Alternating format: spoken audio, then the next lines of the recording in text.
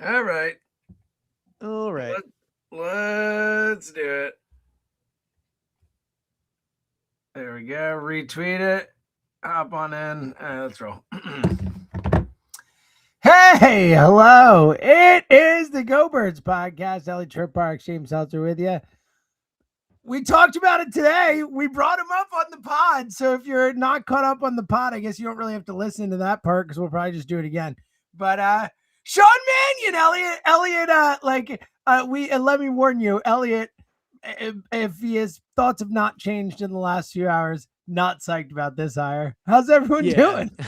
Well, it's been a while since we've done a true emergency pod together. So It's I'm true. excited to do this. But I mean, man, like it's a rough thing to try to get behind. Here's what I would say. I think it's important that as of right now, we separate as much as we can, at least initial reaction, like the person from like the resume. Like we don't know Sean Mannion. He could be the most authoritative voice in the room. He could have a football IQ that is second to none. Like all those things are possible. And it is possible that he blew the Eagles away to the point where they went away from what they thought. And I do think to that degree, they deserve a bit of like respect for the fact that obviously I can't imagine they went into this saying, let's hire a 2-year coach that's never been a coordinator, right? So I think if you wanted them to truly pick the best guy and not just pick off of what they wanted going into it, like you got that, right?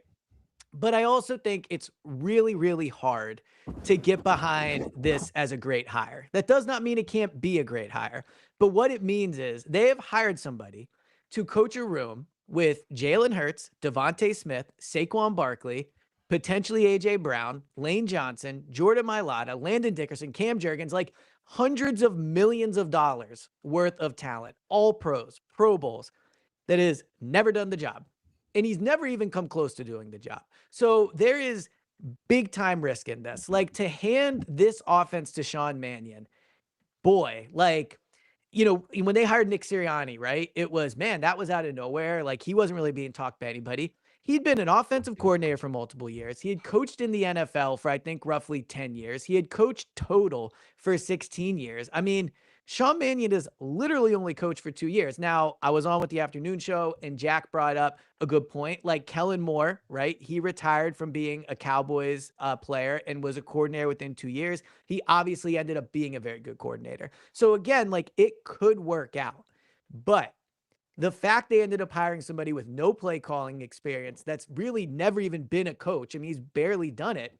It's a wild big swing. Like I think about I think it was Andrew Barry that had on his whiteboard in that clip on Hard Knocks, maybe it was, where there was a quote from Howie saying to win a Super Bowl, you have to take big chances, right? This is a big time chance. It's a big time chance. It has big upside, but it has like, I mean, it could cost Nick his job. It could be why Jalen's not here. I mean, it could really backfire. Yeah. So look, I think that multiple things can be true here. I think first and foremost, the Eagles did not go into this wanting to hire Sean Mannion. I think that's Of very course. clear. They want to get Mike McDaniel, they want to get Brian Dable, they want to get one of those big time guys, and they can get him. And I think part of that's the way the market played out with 10 head coach openings and all kinds of offensive coordinator spots, defensive coach getting jobs, and all this stuff. I think there was, and quality of living in California or this, that, who knows? Like, I think there's a lot of factors.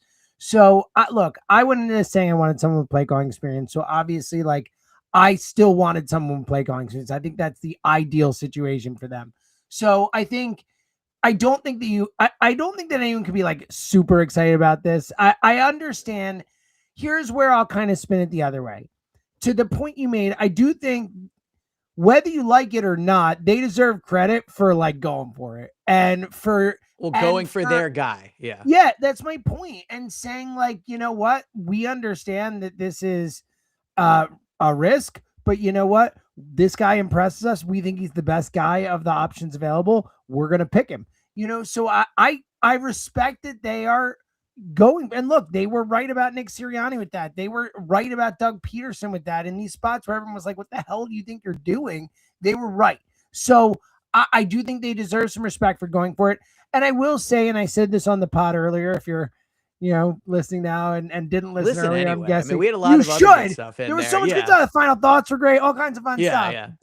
But what I'll say is I'll repeat some of it, in that the reason I brought him up in the pod day was because I have been impressed with what I've seen about him out there. Like, both what people who, are in the league have talked about him, and obviously the people he's worked with. He coached with LaFleur, he played for McVay, he played for O'Connell. Like, all these guys speak super highly of him. He's one of those, like, for the people who wanted like a rising star, a young mind, like, it seems like that is how he is regarded in the NFL. And look, our rudimentary test, like, Packers fans really dug this guy. And I know he's just a quarterback coach, but like, no, I think it's a good one. It's a thing. Like, the point is like, everything coming out here is like, you guys got a good one. Like, this guy's smart, this guy's capable, this guy's talented. So who knows? We'll see. It's a massive, massive risk. And again, I wanted someone with play calling experience. I can't sit here and say this was a successful OC search. I think on the whole, this was pretty, I don't want to call it a disaster, because I do like the idea, given the options available, of them taking a swing on bringing in someone with some freaking ideas, and someone who has coached and played with the best minds in the sport from an offensive perspective, and played quarterback. Like, I care about that. I've always cared about that. I believe it's like, I think catchers in baseball usually make great managers or great tacticians because of the position they play. Like, so I think that, and especially backup quarterbacks, like, I don't know why, but it seems like like game planning, like, it seems to work. Like, backup quarterbacks, we've seen it with Reich, we've seen it with Peterson, we've seen it with all these guys who seem to have varying levels of success, obviously. But I think it's a really interesting hire. And that the point you made at the beginning, I think, is important, because I think on the whole, I don't want to say disaster, because I think it's an interesting hire, but I think you have to look at the Eagles OC coach search thing as like a bad thing. Like, I think it went poorly for them, both like the way it played out for them and just the way it played out publicly. But I'm also intrigued by this guy. You know what I mean? And I think that, like, given the situation of, would I, at the end of the day, if I'm not getting one of the top guys who I really want, do I want someone who's kind of generic, or do I want someone who maybe is a bright young mind who could be the next great guy at this thing? Like, I don't mind them taking the shot, but look, I agree with you. They are setting it up where, like, sink or swim. This is a real. Like, this he's coming into a big spot with a team that wants to win, and he's got a lot of pressure on him, and something he's never done before. We both said this, but like, I think it's important to put what we're saying in context. Like, they picked their guy after losing the other guys. Yeah, after losing no doubt, Mike McDaniel, Brian Dable, Declan Doyle, Charlie Weis Jr. I think at least here's the thing. I don't know that those things are true. Like, I think McDaniel and Dable, they lost their guys. I think they wanted those two guys. I think everything else, just because guys dropped out of the job doesn't mean that they were going to get the job. I don't know, man. Like, let's put it this way. Like, I like Mannion as a candidate as much as Declan Doyle. Like, Declan Doyle was an OC who didn't call plays. He's 4 years younger. He wasn't a quarterback in the NFL. He didn't play with McVay and all these other guys. Like, I think Mannion has just as strong a resume as Declan Doyle does. And, similar. Who's the other guy you mentioned? Charlie Weis Jr. I'm not. Yeah, Charlie Weis Jr. Mannion has a better resume in terms of NFL qualifications. So, like, I don't know that the Eagles wanted those guys over Mannion. I definitely think the Eagles didn't get their top guys. You know what I mean? Yeah. So we none of us can really say definitively, I guess, who they wanted more or less. But I think we can say, like, Declan Doyle, and this might not matter, but it seems Declan Doyle is regarded higher in this coaching process than Mannion is, right? Like, multiple teams are in on Declan Doyle. The Giants are in on Charlie Weis Jr. But that doesn't always mean. I know, like, I agree. I know you're going to say no. They only wanted Nick. I know. And not just that. I'm saying we know this stuff is about, like, getting your name in things and the situation and getting interviews, and then you get more interviews, and it's like I don't think that matters that much, that specific thing. To the point of the Eagles might have wanted those guys more and didn't get them. That's possible. We don't know. I'm saying it could be one way or the other. And that's a problem if they wanted them and didn't get their guys. But I don't think that, just based on their resumes of what we know of them, I don't think that Mannion is like a vastly superior or inferior candidate to either of those guys. Like, especially Doyle. I think he's a better Yeah. candidate than Doyle. Doyle's 29 years old, man. This guy's at least Yeah. The 33 and he age played matters. quarterback in the NFL. Like, I don't know. And the experience. Like, Sean Mannion can at least look Jalen Hurts in the eye and be like, I played in the NFL. I might not have been great, but I freaking played. I was in the league for a long time. Like, like there's at least some level of credibility there where Declan Doyle's just a freaking kid. Like, I don't know. Yeah. So I do think like it'll be hard for now. He's played in the league. Players respect that. He has played in the league. But he has not really played much, right? He had like No, it's like a 5 110 or total. 6 year Yeah, career or whatever. exactly. And all that. So Yes. I just think like But he the still next was an part, NFL player, right? So the next part of this is, will he call plays? Like that's the next part of it, because we know Schefter reported a few days ago, or at least said, and I think it's fair to count it as a report, that the Eagles are open to Nick Sirianni calling plays. Sean Mannion is the candidate where Sirianni calls plays. Like Matt Nagy would have called plays, right? Like all these other kind of retread guys would have called plays. Sean Mannion, we'll see if he calls plays. If I had to guess the word, I would guess we don't find that out. I can picture the Eagles saying, we'll see, you never know, blah, blah, like competitive advantage. Now, maybe Sean Mannion, I would guess that's what they told Mannion. Like Mannion probably didn't have a ton of power in this negotiation, right? But what's interesting about the Sirianni calling plays is I don't think that's the best version of Nick. Now, I don't think Agree. We both agree on yeah, that. that doesn't mean he can't do it. Like it's very possible that he is great at it. You never know. It's been a long time. He's coached. Unlikely, but it's Well, I don't even know possible. if I would say unlikely. I He just don't only think did we it for like know. 7 games or whatever. So who Exactly, knows? right. You're Like right. he's only done it for I 7 think games. your main point is that we know that when he doesn't have to worry about it, he's great at everything else. And when he's spread thin, he might not be. Well, we also know what this team and Nick have told us, right? We know that when Howie talked a few weeks ago and described what they want in a head coach, he didn't list play calling, right? When Nick has said what he thinks makes a great head coach, he never lists play calling. So if Nick is going to call plays, I don't like that. And it's not because it's not because he can't be good at it, but because we know he thinks himself that's not the best version of a head coach. And I think about how when Jalen Hurts gets asked about leadership, he talks about every year requires something new. And maybe this year, what will be required of Nick is to call plays. And maybe in 2027, Sean Mannion takes over. I will say if Nick calls plays, the chances you lose Sean Mannion next year are probably somewhat slim. I would think that, look, if the Eagles are awesome next year and the offense is awesome, maybe. But if he's not calling Can you plays, I would guess. imagine what if like the most fun outcome of this season is Nick coming out calling plays and the offense being good? Because it would I mean, it just would be amazing. Yeah, it put would. everyone in a blender. Like no one would have Agreed. any Yeah. idea what to think about anything ever again. We would just all be Yeah. like, our brains would be fried. I don't think they went into this thinking Nick would call plays. And by the No, way, no, for no. everyone that wants Nick further away from the offense, I think this search has showed us once they missed out on McDaniel and Dable, they like quadrupled down on Nick. So, Jim but Bob real quick, what do Cooter, you this make of guy. that? Then why even go for McDaniel? Are we sure they wanted McDaniel and Dable as much Well, I as? Because think they I think probably they viewed did. them as so qualified. Like, Right, you know what but I mean? like Like it's like why it's so strange. It's just a lot of mixed messages coming from the front office again, and we don't know. Like the main thing is we don't know. It's based on like there hasn't even been like that much solid reporting. Like even like the Dable thing, it's like oh they want him, but then it was like they didn't want him that much. They didn't offer him a contract. I'm with you. Like I think if I had to bet my life on it, I would bet they wanted McDaniel and Dable, but it is confusing that it was just like those two guys, or we're doubling down on Nick and it's fully him. And like, even if they bring in Nagy or Jim Bob, those are guys who are going to run Nick type stuff and they might call plays, but still Nick's like, it is interesting that it was like such an either or type of thing. Like that, it feels strange to me. You know what I mean? Yeah. I mean, an analogy I would use maybe for the Sean Mannion hire would be Jordan Davis. Like when they hired Jordan Davis, I said I did not like the idea of drafting a defensive I tackle. like Like the hired Jordan. uh, You never hear real quick. You just never hear people say when they hired this I meant to player. say draft. My bad. I Yeah. know, Yeah. Yeah.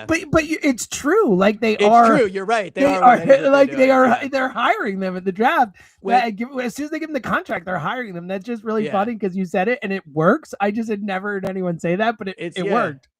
When they drafted Jordan Davis, I didn't like the idea of drafting a nose tackle that had no pass rush experience really at all at 13. Like I think if you're taking someone there, he has to be able to impact the passer. Now he has become that, right? And I think he now is proven to be worth the pick, but I think the process is a risky one, right? And I also think like It took a few years. Like, it's going to take Mannion time. Are they going to give Mannion time to be great at this job? I would love to know. Obviously, they're not going to say to him, nah, 1 year and you're out. But like Look, the other part of I that, think they can't well, let fire me someone after just to 1 year finish. again, right?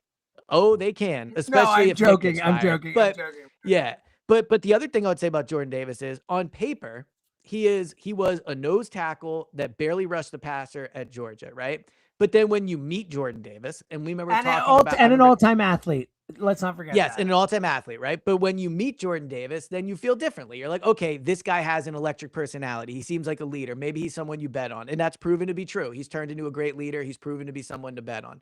So I think that once we meet Sean Mannion, it simply has to be that he's an unbelievable like personality. There's no way he's a dud of a personality with this resume and he got the job. No way. So my guess is when we meet him, it'll be okay, like this is impressive, right? But on paper right now, like we can try.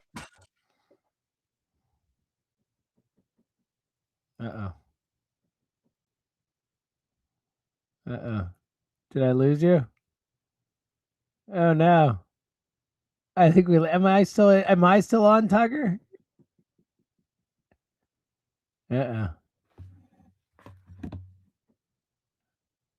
Tug, let me know if I'm on or if Elliot's on. Yeah, Elliot's frozen. All right, I see the chat. It's a good, funny freeze of Elliot right there. We'll get him back. Tucker will be working on it. There we go. Hey, I can hear you there for a sec, but your face is frozen right now. Can you hear me, Elliot? There you are.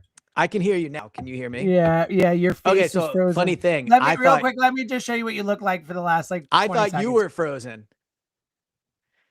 Yeah.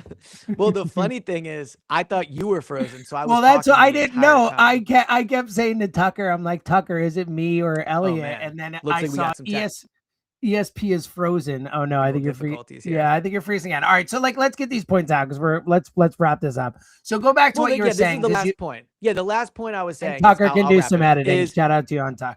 Yeah, is Jordan Davis was a risky hire on paper.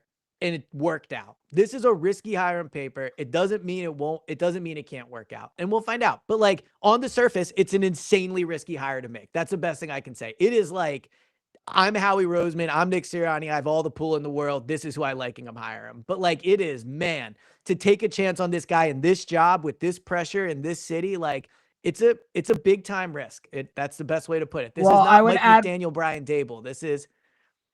I would add one more thing to what you said. You said in this city, in this moment, like coming off the 100%. Like that too. Yeah. It's like the whole. I'm so with you. It is one of the more like it's funny because obviously I'm sure many Eagles fans when they saw the hire and saw the tweet or whatever they saw and saw Green Bay Packers quarterback coach immediately thought of Andy Reid because I did, and I don't know how you couldn't think about that, right? Like.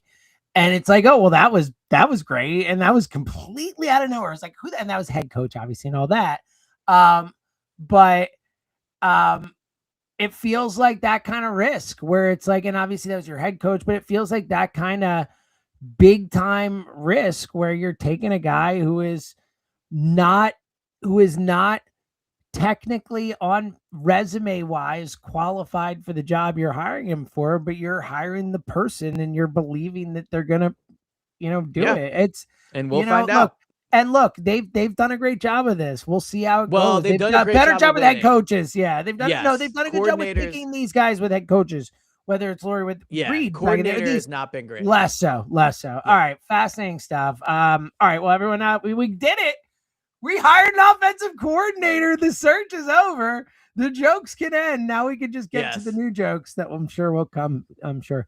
Look, it's going to be fascinating. And look, I tell you, it's point. I think it's, I don't think this played out the way the Eagles wanted, but I do. And I think this is, it's a very nerve-wracking hire, but I'm intrigued, and I'm intrigued to see how it goes, if nothing else. But I can't say I have confidence it'll work. It'll be fascinating though. All right. Have a great weekend. We'll talk to you guys soon. Until then.